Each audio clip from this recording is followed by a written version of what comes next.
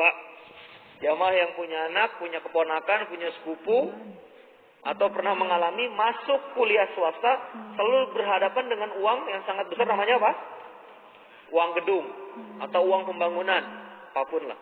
Ya. Dan yang luar biasanya lagi, kalau misalnya sahabat-sahabat kita mau bisnis pendidikan, selalu berbenturan dengan uang sewa tempat pendidikan atau tempat balai pelatihan, atau misalnya tempat training, atau misalnya tempat kursus, tempat persiapan para TKI yang harus dikirim ke luar negeri sebagai profesional. Mereka harus berhadapan dengan tempat yang sewanya juga tinggi.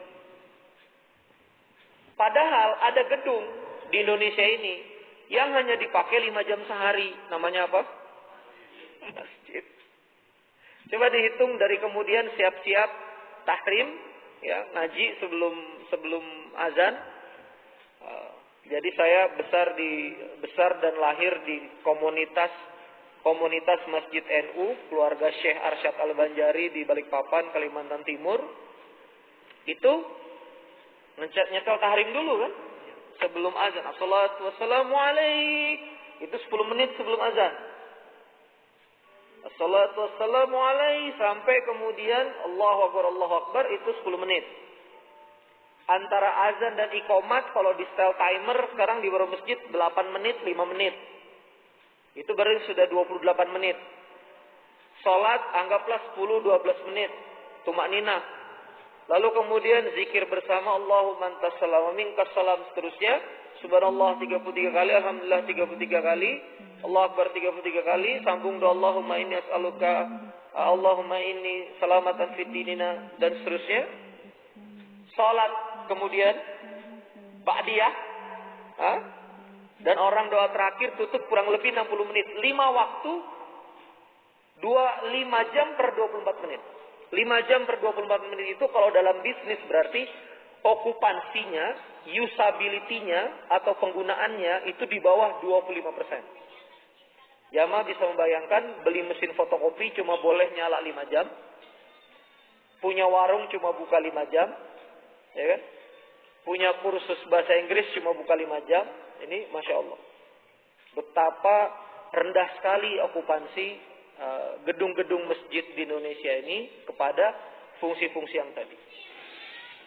Padahal masjid kita relatif, ya, bukan masjid agung saja, masjid kita relatif itu kalau tidak ada program taklim, tidak ada program tambahan, dari kira-kira ba'da syuruk jam 6.15 itu sampai kemudian relatif maghrib tidak ada kegiatan yang signifikan. Andai kata masjidnya aktif, dia baru aktif maghrib ke isya ada taklim pada maghrib, isya ada taklim pada isya. Jadi kosongnya berapa jam Pak? Dari pagi sampai zuhur, zuhur sampai asar, asar kemudian sampai maghrib. Nah di Bogor tempat saya tinggal sekarang digagas, nama masjidnya Masjid Baitus Salam di komplek yang relatif luasannya seperempat masjid ini. Kami kemudian membangun namanya Masjid Kampus Gratis. Jadi kita cari pengajar manajemen gratis, kita cari anak-anak yang kemudian mau nggak bisa kuliah lulusan SMA. Kita bikin program 1 tahun, ya 2 semester. Targetnya adalah lulus dari masjid kampus ini, dia bisa manajemen, dia ngerti keuangan, dia bisa jadi manajer di toko-toko UMKM. Karena sekarang ini posisinya nanggung Pak. Lulus SMA, begitu kerja, tidak ada kepercayaan diri. Begitu lulus S1, terlalu tinggi kepercayaan dirinya. Jadi lulus S1 minta gaji kemahalan, lulus SMA, nggak punya kompetensi, rendah kompetensi. Jadi kemudian kita bantu naik ke pertengahan. Yang penting dia punya skill manajemen, bisa diimplan ke titik-titik usaha unit kecil menengah teman-teman UMKM. Padahal jumlah UMKM ini ada 54 juta di data Dinas UMKM, itu ada 54 juta se-Indonesia. Yang bisa menyerap tenaga kerja sebetulnya itu 10 jutaan unit. Padahal pengangguran terbuka kita itu hanya 8 juta unit. Nah, ini kalau misalnya dilakukan Pak, insya Allah di Oktoberan ini, Septemberan ini pertengahan kita sudah mulai terima mahasiswa baru. Mahasiswanya gratis, pengajarnya gratis. Kenapa biaya kuliahnya bisa murah walaupun non-gelar? Karena gedungnya sudah milik umat. Pengajarnya wakaf ilmu. Kan kalau dalam ilmu syariah wakaf itu ada wakful zat, wakaf zat. Ya, ada juga wakful anfa, ya, mewakafkan kebermanfaatan dari dirinya, wakaf profesi. Jadi pengajarnya wakaf profesi, lalu kemudian murid-muridnya datang gratis, fasilitasnya gratis. Ini optimasi pemakaian aset masjid yang kemudian luar biasa manfaatnya yang kita bisa rasakan. Jadi jamaah sekalian, inti sederhananya adalah ketika kita mengoptimalkan fungsi masjid secara perlahan, ini dampaknya luar biasa sekali. Apalagi kalau kita masuk ke fungsi pemberdayaan dan ekonomi. Saya di Balikpapan sekarang membantu 2 masjid. Jadi jamaah sekalian, sebetulnya profesi utama saya saat ini itu sebetulnya adalah trainer dan konsultan di beberapa perusahaan-perusahaan nasional. Ya, kalau misalnya jamaah tahu Telkomsel, Garuda Indonesia, Pertamina di beberapa chapternya pernah kami isi dan juga pernah kami dampingi, termasuk juga Bulog dalam bisnis model RPK-nya. Nah, tapi kemudian saya membangun gerakan wakaf profesi, membantu masjid untuk merapikan manajemennya. Nah, di Balikpapan ada 2 masjid yang unik. Jadi satu masjid di kompleks Pinggan Pratama Wika, lalu kemudian ada masjid di satu masjid namanya As-Salam di kompleks perumahan Wika, dan satu masjid namanya Ar-Rahmah. Ini saudaraan sama Ar-Rahman nih. Ar-Rahmah yang di masjid Pinggan Pratama. Saya cerita dulu yang di As-Salam Wika. Ini masjid, cara terapinya adalah pokoknya dia tidak membiarkan masjid itu kosong. Jadi selalu dicarikan pengisi, selalu dicarikan ustadz untuk mengisi. Dan konsepnya adalah infak yang terkumpul 1 bulan harus dibelanjakan program. Mereka ini berkarir dari kemudian infaknya 2 juta per hari Jumat, sekarang 21 juta per Jumatan, Kang. 100 jamaah. Saya kemarin kejar sholat subuh di sana, sholatnya di pelataran. Jadi 5 waktu itu kayak sholat Jumat. Komplek Wika ini padahal cuma 400 kepala keluarga atau 500 kepala keluarga. Tapi muslimnya solid karena dibuat rame gitu aja sudah 80 juta. Nah, yang menarik di Masjid Pinggan Pratama, Ar-Rahmah, itu mereka bentuk LTQ, lembaga Quran, lembaga tahfidz Quran. Mereka bikin pengajar Quran profesional, dan saya rasa ini bisa dilakukan di Ar-Rahman, hanya sekitar belasan guru. Itu 1 bulannya yang ikut taksin hanya infak rutin 100.000 komitmen infaknya untuk kalau nggak salah 8 kali pertemuan perbaikan bacaan Quran, makhraj huruf gitu. Alhamdulillahi Rabbil Alamin, memperbaiki harokat, cara baca yang benar. Tapi ternyata kompleksnya cuma 400 kepala keluarga, jamaahnya seluruh Balikpapan tahsin ini 3 ribuan. Jadi 100.000, 3.000 jamaah LTQ dibagi dalam beberapa kelompok halaqah perbaikan tahsin, 12 orang per grup, 15 orang per grup, 20 orang per grup, belasan pengajar, sekian waktu sesi, 3.000 jamaah. Masuknya 300 juta. Belanja pegawai, pengajar 70 juta. Jadi masjid ini tuh 220 juta.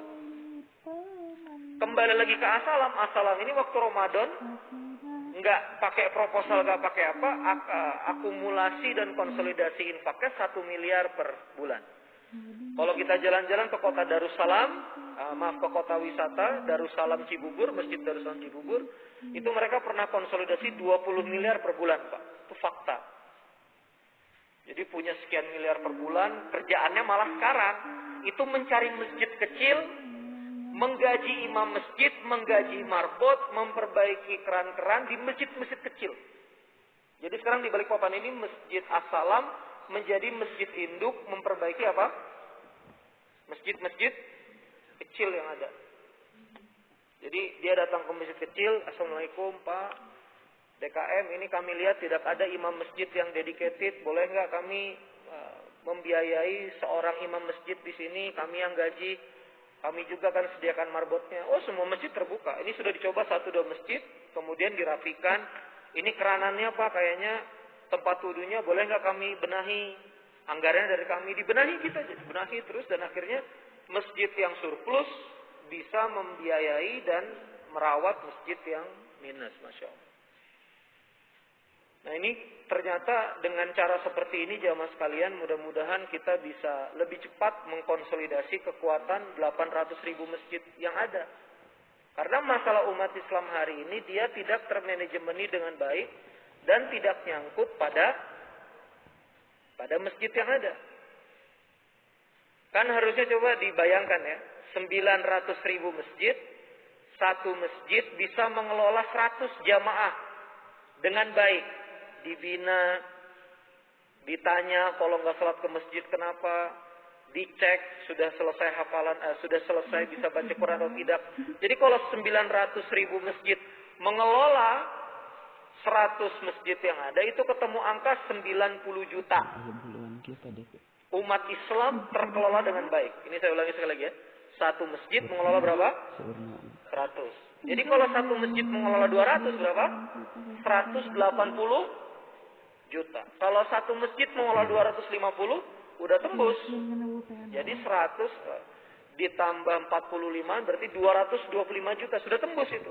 Jadi seluruh umat Islam itu cukup satu masjid mengelola 200 jamaah dengan baik. Dia sudah menjadi keberikatan yang luar biasa. Jadi tidak ada lagi tanda petik jamaah ini tercecer, tidak bisa baca Quran. Tercecer tidak bisa sholat. Tercecer tidak mengerti agama. Tercecer tidak bisa mandi junub. Banyak pak, udah balik, ya sudah. Tidak pernah pesantren. Sudah balik, pada junub, nggak ngerti mandi junub kayak apa. Kemudian fikih toharoh kayak apa. Kasihan sekali. Tidak pernah ketemu kajian Riyadhus Shalihin yang kemudian terstrukturisasi dengan baik.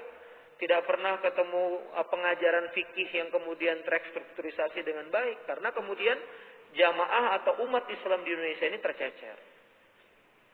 Belum lagi kita ngomong pemberdayaan Pak. Ini lebih sedih lagi.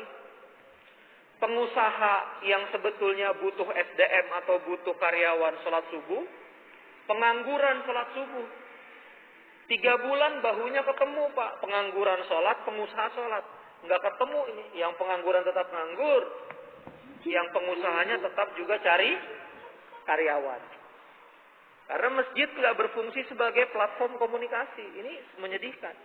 Yang lucunya lagi kan seorang ayah punya anak putri.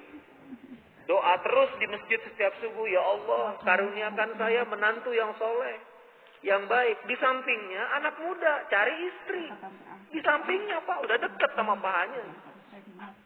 Tapi salaman doang bubar. 3 bulan di salaman doang bubar. Jadi kalau masjid punya biro jodoh selesai Ustaz. Biro jodoh Ar-Rahman selesai. Ya kan? Jadi bapak-bapak yang memang lagi punya anak perempuan submit. Ya, submit kemudian ya submit, saya istri anak saya butuh suami gitu, dan seterusnya. Jadi submit. Masya Allah. Jadi itu yang kemudian Bapak Ibu sekalian yang bisa saya sampaikan. Nah, agenda utama saya ke Pandeglang ini sebetulnya Roadshow Saudagar Nusantara yang itu ya. Roadshow Saudagar Nusantara, kami adalah pengusaha-pengusaha muda yang kemudian bangun komunitas, bangun jaringan se-Indonesia, bertemu dengan pemerintah, bertemu dengan masyarakat yang hari ini insya Allah akan mengadakan acara di mana Dek? Acara di mana? Di Aula Geraha Pancasila di Kabupaten Pandeglang ini. Tapi saya bilang sama pengurus Serikat Saudagar Nusantara daerah di setiap daerah yang saya kunjungi. Alhamdulillah di Pandeglang ini ketuanya Kang Dede. Ya, saya selalu bilang sama ketua-ketua yang ada, mulai acara kita dari salat subuh berjamaah di masjid. Jangan mimpi membangun ekonomi umat, jangan mimpi mau merapikan kehidupan, jangan mimpi kemudian ingin membangun ini itu kalau misalnya tidak bisa memulainya dengan sholat subuh berjamaah di masjid. Jadi jamaah sekalian saya terima kasih. Sebetulnya tidak ada kuliah subuh, insya Allah kami mencari masjid untuk jadi tempat sholat. Tapi supaya ada kebermanfaatannya, saya minta kepada teman-teman di daerah supaya wakaf manfaat dan wakaf waktu ini bisa kemudian dimanfaatkan oleh DKM-DKM yang ada. Alhamdulillah di Pandeglang ini disambut oleh DKM Masjid Agung. Saya berterima kasih atas sambutan yang luar biasa dan kesempatan yang luar biasa. Semoga manfaat masjid ini sesuai dengan nama yang diberikan, yaitu agung, ageng, gede. Jadi Masjid Agung, masjid yang kemudian kebermanfaatannya besar, dampaknya besar bagi jamaah, apalagi ini ada di pusat kota, pusat Kabupaten Pandeglang. Mudah-mudahan di Desember nanti kami akan mengundang juga, bekerja sama dengan Dewan Masjid Indonesia, kita akan berkumpul 10.000 pengurus masjid di seluruh Indonesia. Jadi satu masjid bisa mengutus 2 orang. Mudah-mudahan di hari Jumat 14 Desember ini lagi kepanitiaannya kita godok dalam wadah nanti jejaring masjid titik cahaya. Jadi jejaring masjid lintas mazhab fikih. Jadi kita mau lintas mazhab fikihnya terserah, masjid NU, masjid Muhammadiyah, masjid Persis, masjid apapun. Pokoknya mau dia masjid platform apapun terserah. Yang penting manajemennya diperbaiki. Manajemen merawat jamaahnya kayak apa, dan kita bangun itu nanti sistem operasionalnya. Ini gerakan non profit, jadi tidak mencari profit. Kami banyak didukung oleh orang-orang yang memang menyedekahkan waktu dan menyedekahkan kemampuan profesional mereka. Salah satu yang mau terlibat adalah Direktur Bandara Internasional Jawa Barat, Bang Ustadz Firda, Bang Firda. Bang Firda juga mau membantu manajemen masjid nanti biar bisa optimal. Banyak juga para pengusaha-pengusaha yang saya bertemu dengan jejaringnya Ibu Suciati Saliman. Jadi kalau di Jogja lagi ada bangun masjid 60M, kayak Masjid Nabawi, ini dibangun pengusaha ayam muslimah. Nah ini sudah ada pembicaraan, karena dia perusahaan potong ayam, dia siap menitipkan freezer box ayam isian untuk masjid yang punya koperasi. Jadi untuk masjid yang punya retail mart dia kasih gratis freezer boxnya, dia titipin nanti konsinyasi berupa stok ayam, chicken nugget dan seterusnya, bayar saja ketika laku. Nah, ini juga mau disuplai ke semua masjid. Bayangin berapa stok tuh kalau kita bicara sekitar 100.000 masjid saja, ini wakaf freezer yang luar biasa. Hatur nuhun jamaah sekalian, itu yang bisa saya sampaikan. Ini juga waktunya hari aktif, bukan Sabtu Ahad. Kita bersyukur kepada Allah dikasih kesempatan salat subuh